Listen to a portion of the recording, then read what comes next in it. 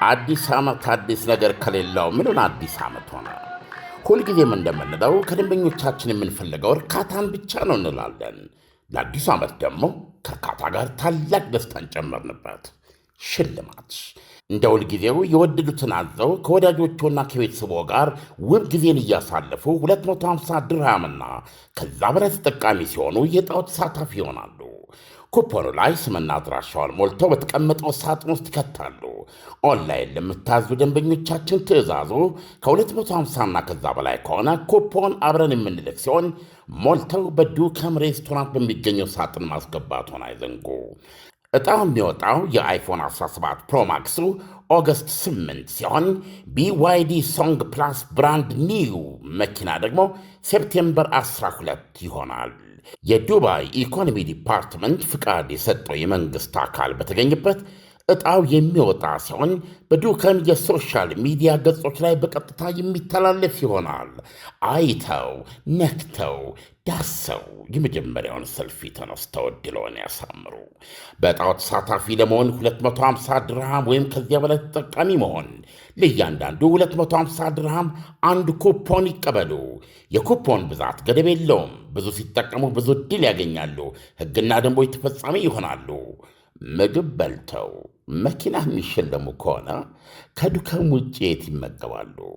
ለሁሉም ውድ ደንበኞቻችን መልካም ዕድል እንመኛለን። ዱካም ዱባይ።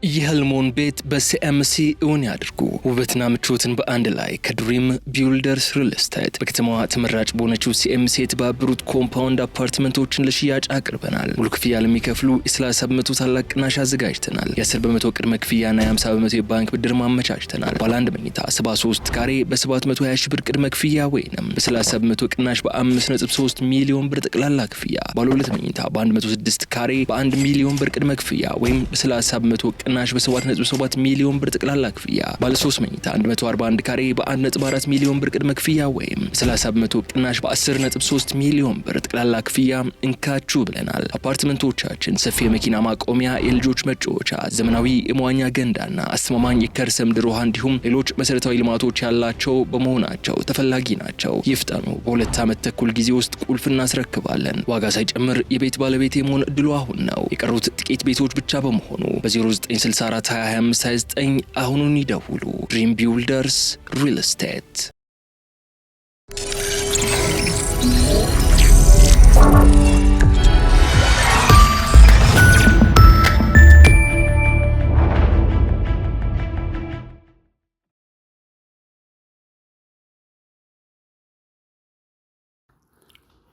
ይህ አዋዜ ሰበር ነው።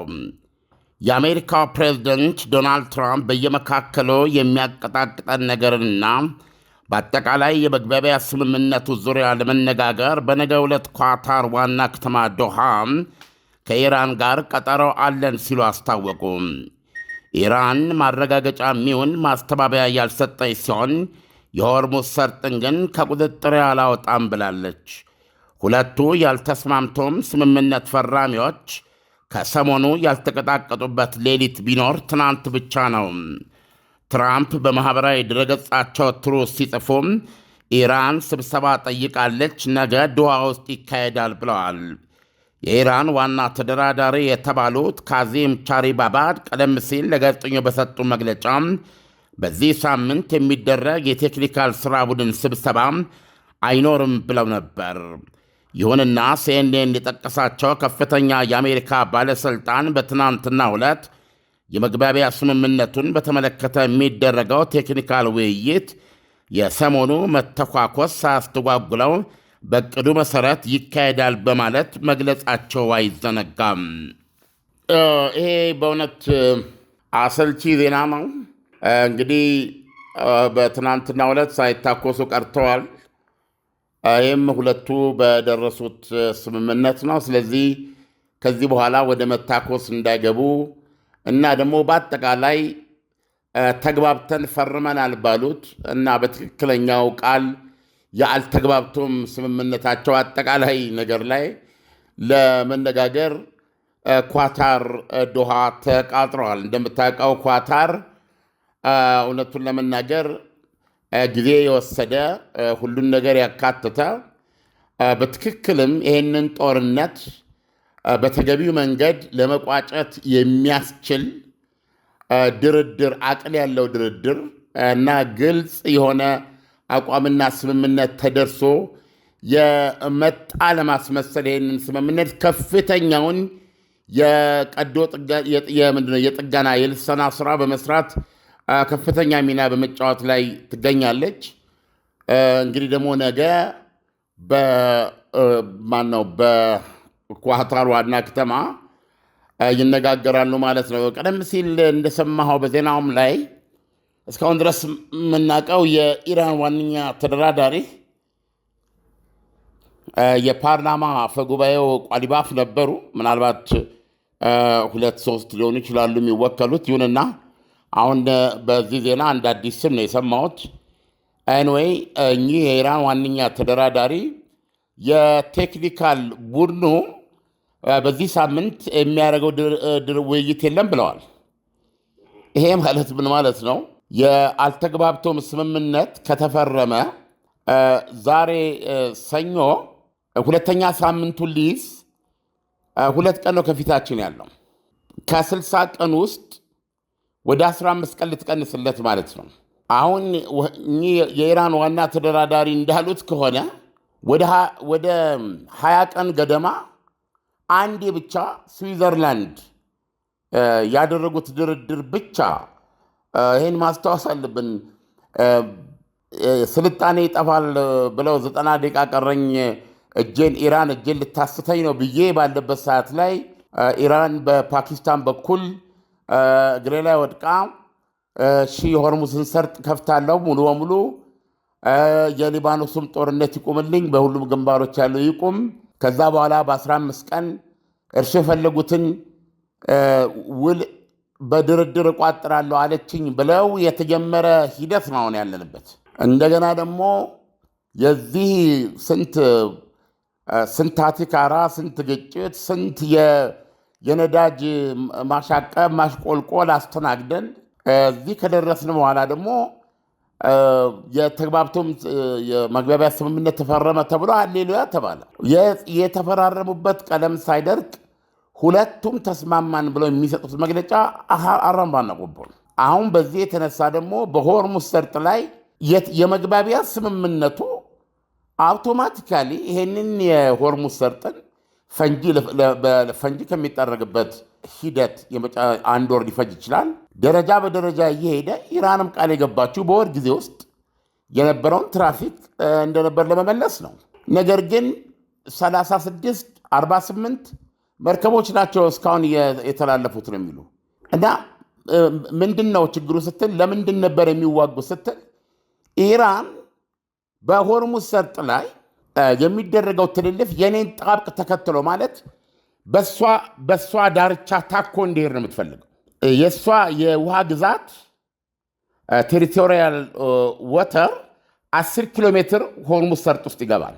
ስለዚህ መርከቦች የእሷን ዳርቻ ታከው እንዲሄዱ ነው የምትፈልገው።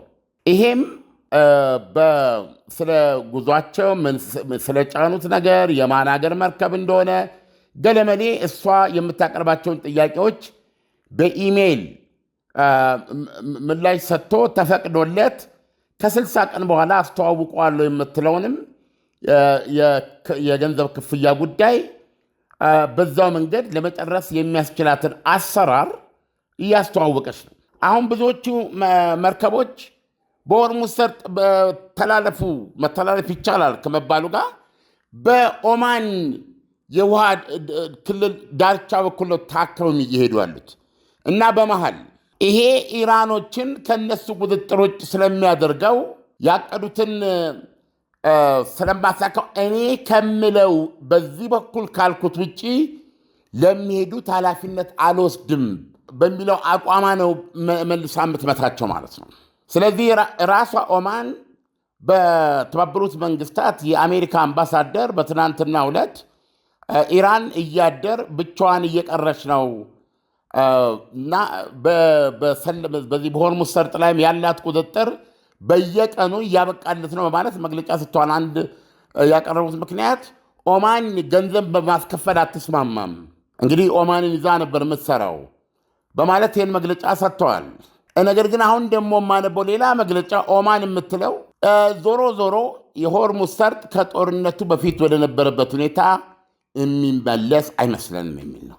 ስለዚህ አሁን የተመቱት ሁለቱ መርከቦችና ለግጭት ለአሜሪካና ለኢራን ኢራን ባህሬንና ኩዌትን ለመደብደብ አሜሪካ ደግሞ ሪሊ በርካታ የኢራንን የራዳር የሚሳኤል የሰው አልባ ክምችት ደብድባለች። ይሄን ለማድረግ ምክንያት የሆነው እንግዲህ እኔ በመደብኩት ጣብቅ በእኔ በኩል አላልፉም ያለቻቸውን መርከቦች ላይ ሁለት መርከቦች ላይ ጥቃት በመፈጸሟ ነው። ስለዚህ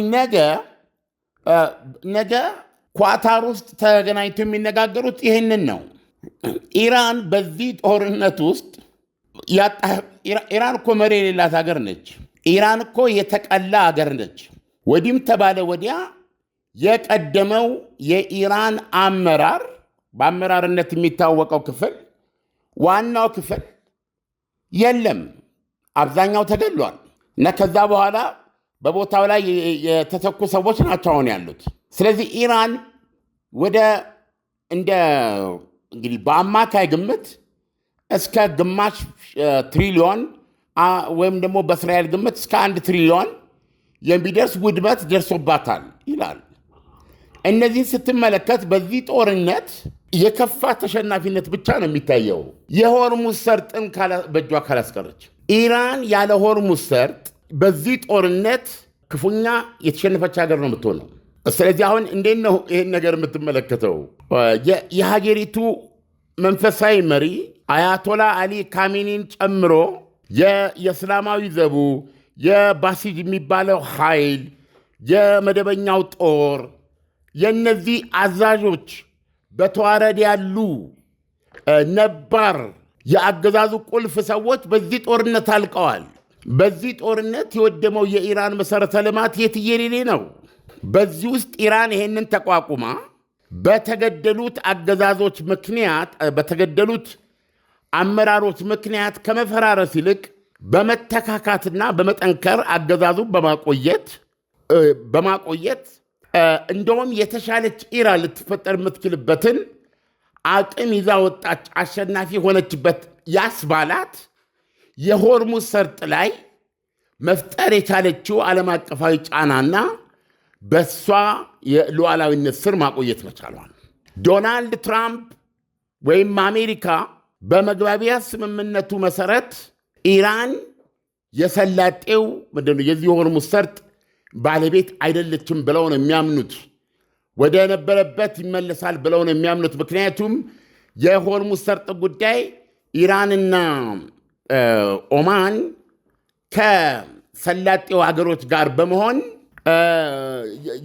እና በዓለም አቀፍ ሕግ መሰረት እልባት እንዳበጁለት ነው የሚጠይቀው የመግባቢያ ስምምነቱ። እነዚህ ደግሞ ሌሎቹ የሰላጤው ሀገራት የሚባሉት ሰባራ ስሙኒ መክፈልም ሆነ በዚህ በኩል በዚያ በኩል በዚህ ጣብቅ በዚያ ጣብቅ መባል አይፈልጉም። ራሷ ኦማንም አሁን በግልጽ እያወቅነው ነገር የለም። በኢራን መጠን ይሄንን ለምሳሌ ኢራን አሁን ይሄንን ስምምነት ከኦማን ጋር ካላደረገችው በስተቀረ ቁጥጥር ሊኖራት አይችልም። ምክንያቱም ወደ ኦማን ተጠግተው የሚሄዱትን ኢራን ትመታቸዋለች። ለምን? በእሷ ቁጥጥር ሊውል አልቻለም ማለት ነው። ሆርሙዝ ሰርጥ በመሃል ሰንጥቀው የሚሄዱትንም እንደዚሁ ትመታቸዋለች። ስለዚህ መርከቦችን በዚህ በኩል በእሷ ጣብቅ በኩል ሂዱ ነው የምትለው። የሆርሙዝ ሰርጥ ላይ አስተማማኝ ቁጥጥር እንዲኖራት ኦማንም ሙሉ በሙሉ እንደሱ አይነት አቋም ይዛ እና የጋራ ተመን አውጥተው የሚካፈሉበት መንገድ ካልተፈጠረ በስተቀረ ያ መርከብ በኦማንን ተጠግቶ ይለፍ፣ ኢራንን ተጠግቶ ይለፍ፣ አንድ ወጥ አሰራር ተፈጥሮ መክፈል ያለበትን እንዲከፍል አድርገው የሚካፈሉበት ሜካኒዝም ካልተፈጠረ ኢራን የምታስበው የሆርሙዝ ሰርጥ ቁጥጥር የሚሳካ ላይሆን ይችላል ወይም አይመስልም። ስለዚህ አሁን ትልቁ ሽሚያ የምናየው እንግዲህ ኦማንን ከኢራን ለማፈራቀቅና ከኢራን በተጻረረ መንገድ ለማቆምና ኢራንን ብቻዋን ለማስቀረት ነው። ያ ከሆነ ደግሞ ኢራን ምንድን ነው የሚሆነው? በጣም ብቸኛ ነው የምትሆነው እና ቤዚካሊ የመርከብ ትልልፉን የሚያውቅ አካል ነው የምትሆነው እና በጣም የተወሳሰበ ጉዳይ ነው እና ይህም በተመለከተና እንዲሁም በአጠቃላይ በመግባቢያ ስምምነቱ ላይ ለመወያየት ነው ነገ ዶሃ ውስጥ ያሉት። ግን አብሮ ዶሃ ውስጥ የቴክኒካል ስብሰባውም ሊካሄድ ይችላል የሚሉ ዘገባዎች አሉ። ነገ ሲሆን እናገረው ብዬ ነው። ለምሳሌ የዶሃውን ስብሰባ እስካሁን ማለች ኢራን አላስተባበለችውም ወይም አላረጋገጠችውም። ስለዚህ በጣም አስቸጋሪ ሁኔታ ነው ያለው። አለም ጥሩ ገልጸዋል። አልተግባብቱም የሚለው ግን ኦማን አሁን ከኢራን ጋር ብትስማማም ባትስማማም ኢራን ያው በአካባቢው አምባገነን ሆናለች። በኦማን ተጠግቶም የሚሄደውን ትመታዋለች፣ በመካከልም የሚሄደውን ትመታዋለች። ስለዚህ ያለው ብቸኛ አማራጭ በኢራን በኩል ያለው ነው ማለት ነው። ምክንያቱም ኦማን መከላከል እስካልቻለች ድረስ የኦማንንም ክልል እሷ ተቆጣጥራ እያስተዳደረችው አይደለም ወይ? ስለዚህ ኢራን ብቻዋን ብትሆንም ባትሆንም የሚያመጣው ለውጥ አለ ወይ? አዲስ ዓመት አዲስ ነገር ከሌለው ምንን አዲስ ዓመት ሆነ? ሁልጊዜም እንደምንለው ከደንበኞቻችን የምንፈልገው እርካታን ብቻ ነው እንላለን። ለአዲሱ ዓመት ደግሞ ከእርካታ ጋር ታላቅ ደስታን ጨመርንበት። ሽልማት እንደ ሁልጊዜው የወደዱትን አዘው ከወዳጆቹና ከቤተሰቦ ጋር ውብ ጊዜን እያሳለፉ 250 ድርሃምና ከዛ በላይ ተጠቃሚ ሲሆኑ የዕጣው ተሳታፊ ይሆናሉ። ኩፖኑ ላይ ስምና አድራሻውን ሞልተው በተቀመጠው ሳጥን ውስጥ ይከታሉ። ኦንላይን ለምታዙ ደንበኞቻችን ትዕዛዙ ከ250ና ከዛ በላይ ከሆነ ኩፖን አብረን የምንልክ ሲሆን ሞልተው በዱከም ሬስቶራንት በሚገኘው ሳጥን ማስገባቱን አይዘንጉ። ዕጣው የሚወጣው የአይፎን 17 ፕሮማክሱ ኦገስት 8 ሲሆን BYD ሶንግ ፕላስ ብራንድ ኒው መኪና ደግሞ ሴፕቴምበር 12 ይሆናል። የዱባይ ኢኮኖሚ ዲፓርትመንት ፍቃድ የሰጠው የመንግሥት አካል በተገኘበት ዕጣው የሚወጣ ሲሆን በዱከም የሶሻል ሚዲያ ገጾች ላይ በቀጥታ የሚተላለፍ ይሆናል። አይተው ነክተው ዳሰው የመጀመሪያውን ሰልፊ ተነስተው ዕድልዎን ያሳምሩ። በዕጣው ተሳታፊ ለመሆን 250 ድርሃም ወይም ከዚያ በላይ ተጠቃሚ መሆን፣ ለእያንዳንዱ 250 ድርሃም አንድ ኩፖን ይቀበሉ። የኩፖን ብዛት ገደብ የለውም። ብዙ ሲጠቀሙ ብዙ ዕድል ያገኛሉ። ሕግና ደንቦች ተፈጻሚ ይሆናሉ። ምግብ በልተው መኪና የሚሸለሙ ከሆነ ከዱከም ውጭ የት ይመገባሉ? ለሁሉም ውድ ደንበኞቻችን መልካም ዕድል እንመኛለን። ዱካም ዱባይ።